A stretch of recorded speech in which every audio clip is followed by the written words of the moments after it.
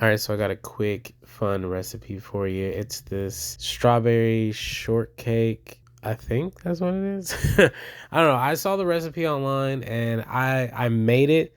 And I guess when the first time I made it, I don't know what the hell happened. It just went to shit. And then I was like, all right, let me redo it again. And I feel like I perfected it. This is I use the sugar-free Cool Whip with some sugar-free cheesecake jello, strawberries, graham crackers, and I also threw in some non-fat Greek yogurt to give it some protein. And you can also throw protein powder in there if you want. I didn't do that because I was like, I already drink it all day, and let me just have something fun and easy to make. But this is really great, like to kind of cut that sweet tooth if you have one. I've been having one extremely lately, and this has really been able to help.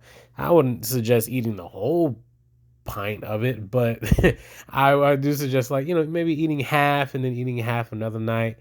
What I do come to find out is, like, you don't kind of want to leave it in the freezer for too long because then everything gets frozen. It's just like, so, you want to leave it in there for a solid 45 minutes. And honestly, you might as well just go ahead and eat the whole thing because after 45 minutes, I notice it's just not the best. So if you could split it with somebody, or if you just feel like being a fat ass, that's completely fine. I completely approve. But anyways, yeah, it's just make it with the kids, make it as a treat for somebody. But that's it for the video. Thank you guys for watching. Bye.